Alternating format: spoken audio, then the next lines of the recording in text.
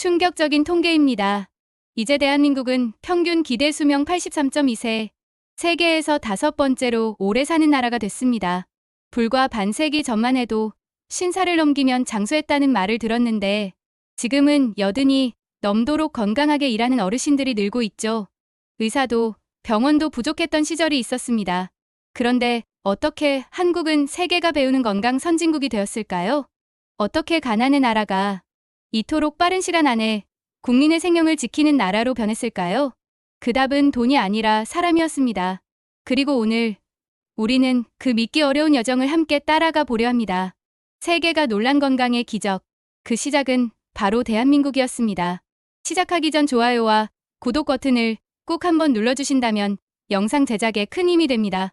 믿기십니까? 이 작은 나라, 대한민국의 국민 평균 기대 수명이 이제 83.2세를 넘어섰습니다. 세계보건기구 WHO가 2024년에 발표한 공식 통계입니다. 여성은 87세, 남성은 81세. 이건 단순히 오래 산다는 의미가 아닙니다. 건강하게 오래 사는 나라로 진입했다는 뜻이죠.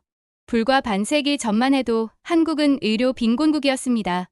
1970년대 초 농촌의 보건소엔 의사도 약도 부족했고 열이 나면 된장찜질을 하거나 민간요법에 의지하던 시절이었죠. 당시 사람들의 평균 기대 수명은 62세 남짓, 지금보다 20년 이상 짧았습니다. 그런 나라가 불과 50년 만에 세계가 부러워하는 장수국가로 바뀐 겁니다. OECD의 헬스 앳 더 글랜스 보고서를 보면 한국의 건강검진 참여율은 82%, 예방접종률은 95%, 암 생존율은 세계 상위 3위권입니다. 세계 평균을 훨씬 웃도는 수준이죠. 의료비 지출은 GDP 대비 8.8%로 미국의 절반에도 미치지 않지만 기대 수명은 오히려 더 깁니다.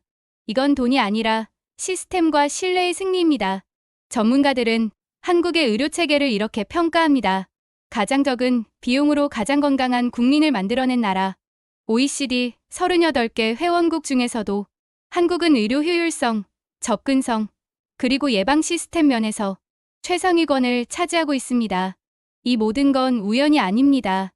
그 뒤에는 눈에 보이지 않는 수많은 사람들의 노력이 있었습니다. 전쟁의 상처를 딛고 병원은 부자되는 가는 곳이 아니다라며 싸워온 세대. 의사가 귀하던 시절 마을마다 진료소를 세우고 비를 맞으며 약을 나르던 보건진료원들. 그들의 헌신이 지금의 건강한 나라를 만들었습니다. 그리고 이 변화는 숫자 이상의 의미를 갖습니다.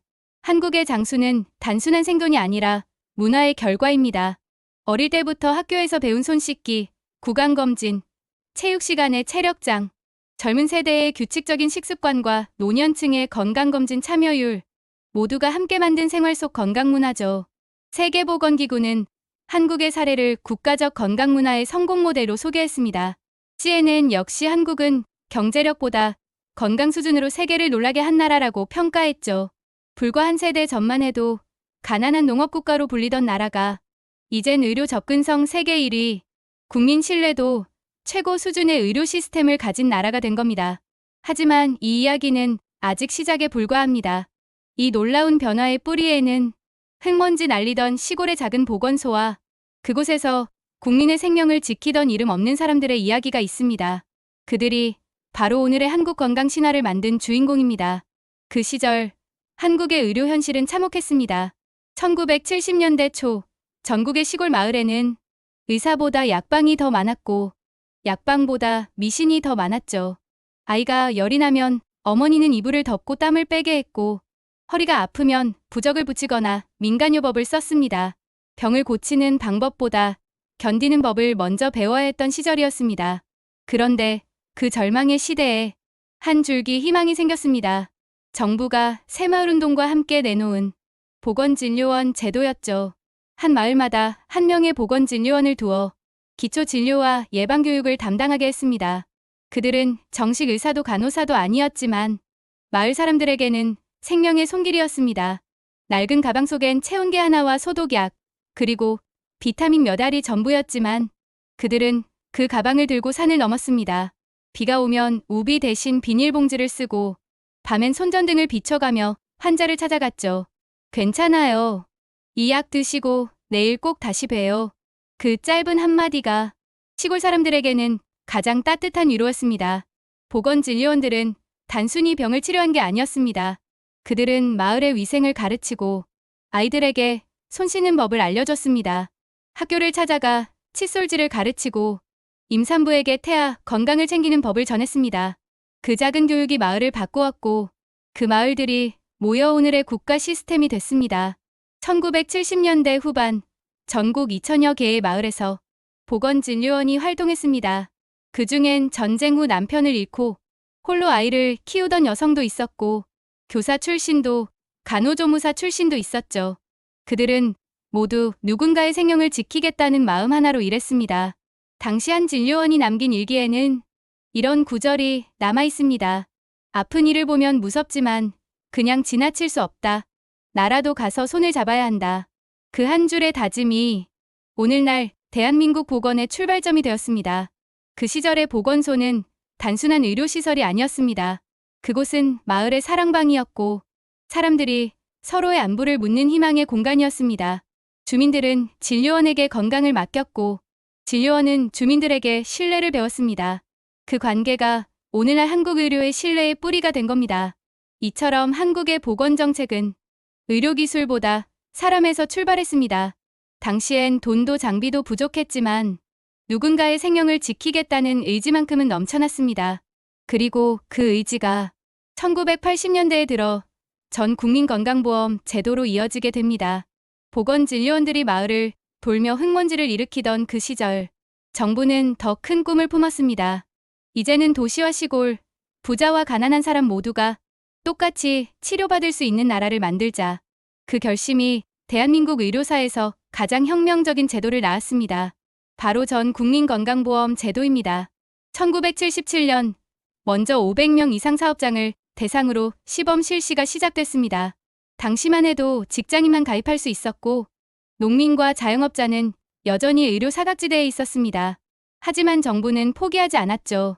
1989년 마침내 전 국민을 대상으로 한 단일 보험 체계를 완성했습니다. 이로써 대한민국은 세계에서 몇 안 되는 전 국민건강보험 국가가 된 겁니다. 그날 이후 사람들의 삶은 달라졌습니다. 병원은 더 이상 두려운 곳이 아니었습니다. 예전엔 병원비가 무서워 아파도 참고 살았지만 이제는 누구나 병원 문을 열 수 있었죠. 의사는 환자를 돈이 아니라 사람으로 보게 되었고 환자도 의사를 신뢰하기 시작했습니다. 한국의 의료 보장률은 지금 67% 수준입니다. 응급의료 접근성은 98%에 달하고 전국 어디서든 30분 안에 병원에 닿을 수 있습니다. 의료비 부담으로 치료를 포기하는 비율은 OECD 평균의 절반 이하죠. 이건 단순한 숫자가 아닙니다. 아픈 사람을 국가가 지킨다는 대한민국의 철학이 만들어낸 결과입니다. 그 길은 결코 순탄하지 않았습니다. 재정난으로 보험료가 오를 때마다 이 제도가 유지될 수 있을까 하는 의심의 목소리도 많았죠. 하지만 국민들은 흔들리지 않았습니다. 한 달에 얼마 안 되는 보험료를 내면서도 내 돈이 누군가의 생명을 살린다는 믿음으로 버텼습니다. 그 믿음이 이 제도를 지탱한 진짜 힘이었습니다. 이 제도를 가능하게 한 사람들은 의사나 관료만이 아니었습니다. 진료비를 체납한 환자를 대신해 몰래 돈을 내주던 의사, 환자들을 위해 헌혈운동을 벌이던 시민단체, 마을마다 돌던 보건소 차량의 간호사들, 그들의 땀방울이 모여 모두를 위한 보험이라는 거대한 시스템이 완성된 겁니다. 세계의 시선도 달라졌습니다. 유럽은 복지 선진국이 많지만 한국처럼 단일보험 체계로 전 국민을 포괄한 나라는 거의 없습니다. 미국은 아직도 의료보험 사각지대가 존재하죠. 그래서 WHO는 한국의 제도를 공공의료 시스템의 가장 성공적인 사례로 기록했습니다. 지금 한국의 건강보험공단은 매년 5억 건이 넘는 진료 데이터를 분석해 정책과 예방사업에 활용하고 있습니다. 그 방대한 데이터는 세계 어느 나라보다 빠르고 정확합니다. 이건 행정이 아니라 국가적 신뢰의 결과입니다. 그렇게 한국은 아픈 사람을 혼자 두지 않는 나라가 되었습니다. 의료비는 부담이 아니라 나눔의 상징이 되었고 병원은 두려움의 공간이 아니라 안심의 공간으로 바뀌었죠. 그리고 바로 이 제도가 한국이 세계에서 가장 건강한 나라로 가는 결정적인 발판이 되었습니다. 아침 9시 동네 보건소 앞에는 사람들이 줄을 섭니다. 누구는 출근 전, 누구는 아이를 등원시킨 뒤 잠깐 들렀죠. 그들의 목적은 단 하나, 건강검진입니다. 간단한 접수 절차를 마치면 혈압, 혈당, 시력, 체중, 그리고 암 조기 검진까지 순식간에 진행됩니다. 모든 과정이 20분도 채 걸리지 않습니다. 이건 단순한 편리함이 아닙니다. 국가가 국민의 건강을 지켜주는 제도적 장치, 그게 바로 한국의 건강검진 제도입니다. 1980년대 직장검진으로 시작된 이 시스템은 지금은 전국민 무료검진으로 확대되어 매년 3천만 명 이상이 이용하고 있습니다. 세계 어느 나라에서도 찾아보기 힘든 규모입니다. 한국은 이 제도로 수많은 생명을 구했습니다. 조기 발견으로 암 환자의 생존율이 눈에 띄게 올랐고 심혈관 질환이나 당뇨 같은 만성병도 초기에 잡아낼 수 있었죠. 세계보건기구 WHO는 이 사례를 예방의료의 모범 모델로 소개했습니다. 한국은 질병을 치료하는 나라가 아니라 질병을 미리 막는 나라다. 그 한 문장이 한국 보건의 본질을 설명해 줍니다. 건강검진은 단순한 검사 행위가 아닙니다. 국민과 국가가 맺은 건강의 약속이죠. 검진 결과는 일주일 안에 모바일로 전달되고 이상 소견이 있으면 병원 예약까지 자동으로 연계됩니다. 한 번의 검진이 끝나면 그 데이터는 국민건강보험공단의 서버로 전송되어 전국 단위의 통계와 질병 예측 시스템으로 쓰입니다. 덕분에 정부는 특정 질병의 증가 추세를 미리 감지하고 지역별 예방 캠페인을 빠르게 추진할 수 있게 됐습니다. 이 시스템은 한국이 만들어낸 데이터 기반 의료혁신의 시작이었습니다. 각 병원은 건강검진 데이터를 활용해 지역 맞춤형 의료 서비스를 설계하고 기업들은 직원들의 건강지수를 분석해 산업재해 예방 프로그램을 운영하기 시작했죠. 국가의 건강정책이 단순히 치료에서 예방과 관리로 진화한 순간이었습니다. 한국의 국민검진은 참여율에서도 세계 최고 수준을 자랑합니다. OECD 평균이 55%에 머무는 반면 한국은 82%를 넘습니다. 그 배경에는 국민들의 높은 의식이 있습니다. 내 몸은 국가가 지켜주지만 나 역시 내 건강을 지켜야 한다. 이 공감대가 전국 곳곳에 뿌리내려 있습니다. 검진센터에서 일하는 한 간호사는 이렇게 말했습니다. 이곳에 오는 분들 중 절반은 나는 멀쩡하다며 오세요. 그런데 꼭 한두 분은 예상치 못한 질환을 발견하고 돌아갑니다. 그분들이 몇 년 후에 그때 덕분에 살았다고 찾아올 때 저는 이 일이 얼마나 소중한지 느껴요. 이 한 간호사의 말처럼 한국의 건강검진은 단순한 제도가 아니라 수많은 생명을 이어주는 보이지 않는 연결망입니다. 세계의 시선도 달라졌습니다. 영국은 NHS 국가 의료 서비스에 한국식 조기검진 시스템을 참고했고 싱가포르, 베트남은 K검진 프로그램을 도입했습니다. 이제 한국은 의료기술뿐 아니라 예방의학의 선도국가로 인정받고 있습니다. 20분 남짓한 검진. 그 짧은 시간이 한 사람의 인생을 바꿉니다. 그리고 그 수많은 생명들이 모여 오늘의 장수국가 대한민국을 만들었습니다. 이제 건강은 개인의 문제가 아니라 국가의 품격이 되어가고 있습니다. 한국의 의료는 이제 기술과 손을 잡았습니다. 병원 진료실에선 차트 대신 태블릿이 놓였고 진료 기록은 종이가 아닌 데이터로 남습니다. 환자가 다른 병원으로 옮겨도 과거 검사 기록이 몇 초 만에 공유됩니다. 의료의 중심이 의사에서 시스템으로 그리고 다시 국민에게로 이동한 겁니다. 2000년대 초반 한국은 의료정보화를 본격적으로 추진했습니다. 전자차트, 즉 EMR 시스템이 전국 병원에 도입되면서 진료 효율이 비약적으로 향상됐죠. 건강보험 심사평가원은 해마다 수억 건의 진료 데이터를 분석하며 질병의 흐름을 감시했습니다. 덕분에 정부는 신종질병이 나타나면 그 징후를 조기에 포착할 수 있게 됐습니다. 2010년대에는 의료와 IT의 결합이 가속화됐습니다. 병원들은 AI 진단 알고리즘을 연구하기 시작했고 정부는 국민건강 빅데이터 플랫폼을 구축했습니다. 이 방대한 자료는 전 국민의 진료 기록, 검진 결과, 약 처방을 익명화해 정책 연구와 신약 개발에 활용됩니다. 그 덕분에 제약사들은 희귀질환 치료제 개발에 성공했고 지자체는 지역별 건강 프로그램을 설계할 수 있었죠. 2019년 정부는 AI 기반 의료 서비스인 닥터앤서더 앤서를 선보였습니다.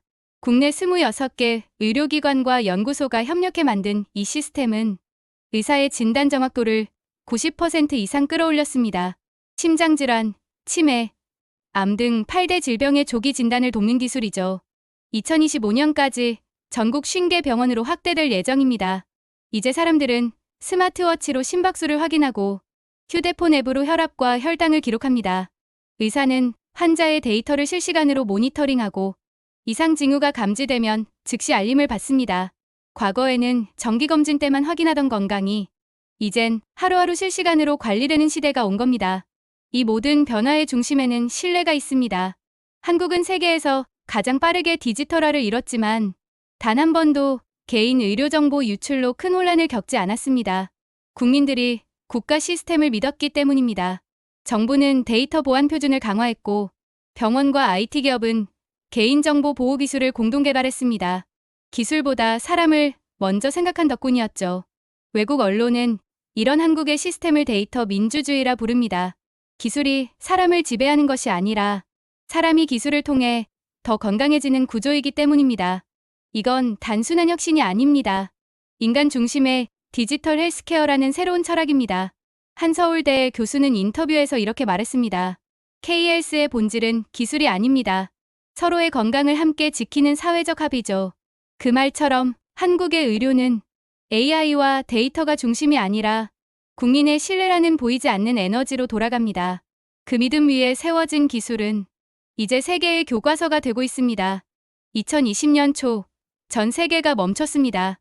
정체를 알 수 없는 바이러스가 퍼지자 도시의 불빛이 꺼지고 항공기들이 하늘에서 사라졌습니다. 그 혼란 속에서 한국은 완전히 다른 길을 선택했습니다. 혼란이 아니라 질서, 공포가 아니라 신뢰로 대응한 것이죠. 당시 한국은 빠른 검사를 핵심 전략으로 삼았습니다. 세계 최초로 드라이브스루 검사소를 세워 차 안에서 문진과 검체 채취가 동시에 가능하게 했습니다. 단 10분 만에 검사를 마칠 수 있었고 결과는 24시간 안에 통보됐습니다. 이 시스템은 곧 미국과 유럽으로 퍼져나갔고 CNN은 이를 한국이 만든 새로운 의료 패러다임이라 보도했죠. QR코드 출입 기록, 확진자 동선 공개, 투명한 통계 발표. 이 모든 조치가 가능했던 이유는 이미 구축돼 있던 K-헬스 인프라 덕분이었습니다. 전국 병원과 보건소의 데이터가 연결되어 있었고 감염 경로는 실시간으로 추적됐습니다. 덕분에 정부는 하루 10만 건 이상의 데이터를 분석하며 정확한 예측을 세울 수 있었죠. 하지만 이 모든 시스템이 작동할 수 있었던 건 국민의 협조가 있었기 때문입니다. 확진자가 자신의 이동 경로를 공개해도 비난 대신 격려가 이어졌습니다. 의료진에게 도시락을 보내고 방역요원들에게 박수를 보냈습니다. 세상에서 가장 강력한 백신은 서로를 믿는 마음이었습니다. 그때의 병원은 전쟁터였습니다. 음압병동에서는 방호복을 입은 의료진이 24시간 환자를 돌봤고 전국 간호사들은 자원봉사를 신청했습니다. 밤마다 경동복도를 오가던 발자국 소리가 국민 모두의 가슴에 남아있습니다. 누군가는 울었고 누군가는 포기하지 않았습니다. 그 결과는 놀라웠습니다. 한국의 코로나19 치명률은 0.1%대 선진국 중 가장 낮은 수치였습니다. OECD 평균의 절반 이하였죠. 경제 봉쇄 없이, 의료 붕괴 없이 위기를 극복한 나라는 한국이 거의 유일했습니다. 영국 가디언지는 이렇게 썼습니다. 한국은 과학과 시민의식을 결합해 팬데믹 대응에 새로운 기준을 만들었다. 그 시절 전 세계가 혼란에 빠져 있을 때 한국은 데이터와 협동으로 혼돈을 정복했습니다. 그리고 그 중심에는 화려한 병원이 아니라 동네 보건소의 간호사와 구급대원들이 있었습니다. 그들은 수백 건 방호복을 갈아입으며 땀에 젖은 얼굴로 이렇게 말했습니다. 우리가 버티면 국민이 안전합니다. 그 짧은 한마디가 수많은 사람의 생명을 지켰죠. 코로나19 이후 세계 각국은 K방역이라는 이름을 외웠습니다. 유럽보건국, 아시아개발은행, WHO 전문가팀이 한국을 찾아와 시스템을 배웠습니다. 데이터 관리, 진단키트, 백신 유통 체계까지 한국은 위기를 계기로 세계가 배우는 공공의료의 교과서가 되었습니다.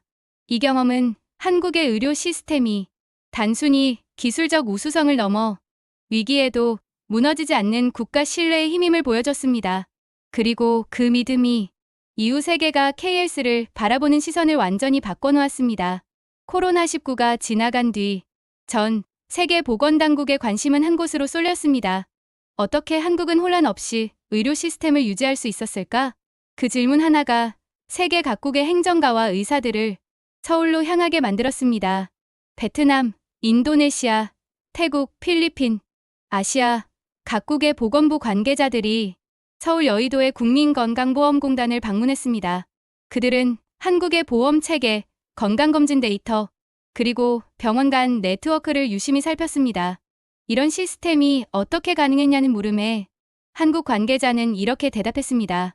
우린 기술이 아니라 신뢰로 이걸 만들었습니다.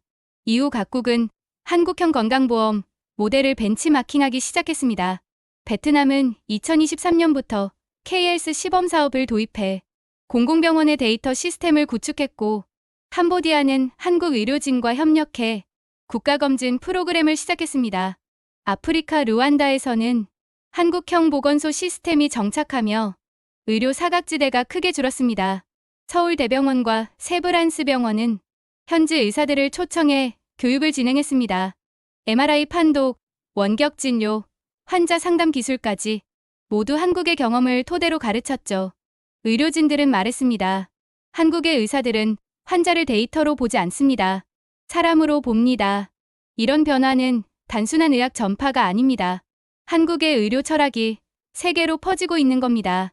환자를 먼저 생각하고 국가가 건강을 책임진다는 신념. 그건 제도보다 더 강력한 전염력이 있었습니다. 국제기구들도 움직였습니다.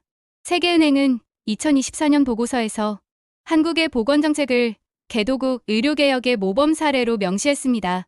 OECD는 한국을 국민건강을 복지로 보지 않는 나라, 경제성장의 엔진으로 여기는 나라라 평가했습니다. 이제 한국은 단순히 병원을 세우는 나라가 아닙니다.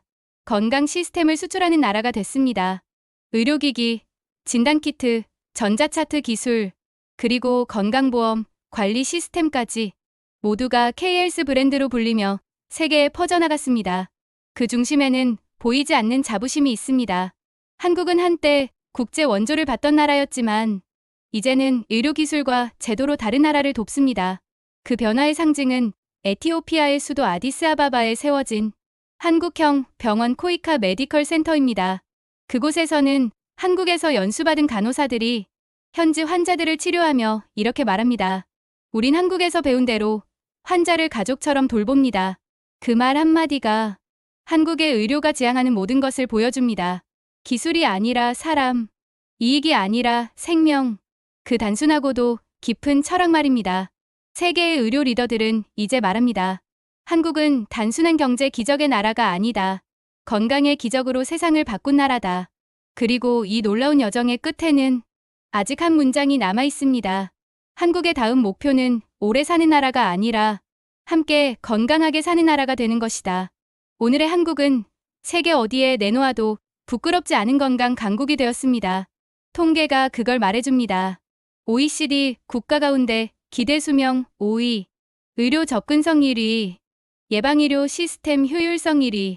하지만 이 숫자보다 더 놀라운 건 이 모든 성과가 화려한 정책이 아니라 사람들의 마음에서 시작됐다는 사실입니다. 새벽에 응급실을 떠올려 봅니다.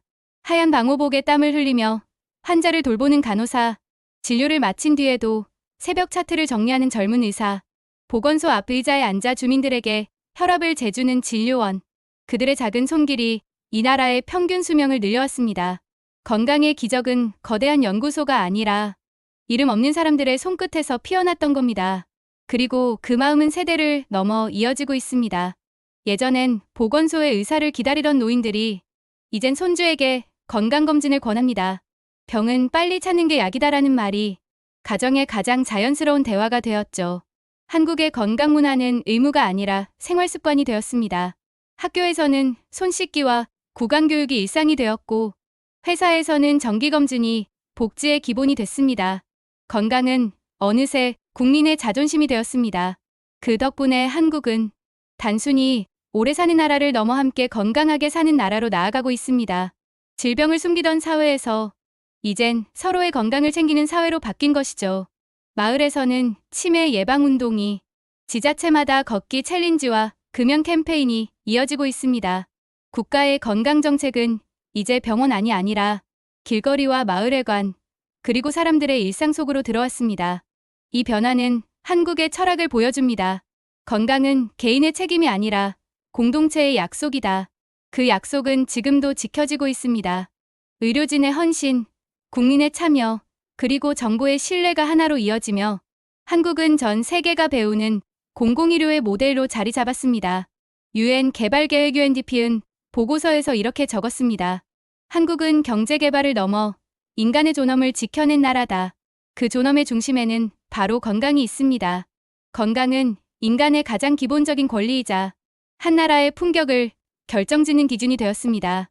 한국이 보여준 길은 돈이 많아서가 아니라 서로를 믿고 함께 나아갔기 때문에 가능했습니다. 이제 세상은 묻습니다. 한국은 어떻게 이런 기적을 만들었는가? 그 답은 단순합니다. 우리가 서로의 아픔을 외면하지 않았기 때문입니다. 오늘도 작은 시골 보건소의 불빛은 밤새 꺼지지 않습니다. 그 불빛 아래 한 간호사가 조용히 환자의 손을 잡습니다. 그리고 마음속으로 이렇게 말하죠. 당신의 건강이 곧 이 나라의 건강입니다. 그 순간 건강의 기적은 통계가 아닌 사람의 이야기로 다시 태어납니다. 그리고 그 이야기는 앞으로도 계속될 것입니다. 이제 그 기적을 지키는 건 정부도 병원도 아닌 우리 모두의 몫입니다. 오늘의 사연은 여기까지입니다. 구독과 좋아요는 영상 제작에 아주 큰 힘이 됩니다. 지금까지 감동케어, 저는 나우라였습니다. 긴 영상 끝까지 시청해주셔서 정말 감사합니다. 내일 더 좋은 이야기로, 더 흥미로운 이야기로 찾아뵙겠습니다.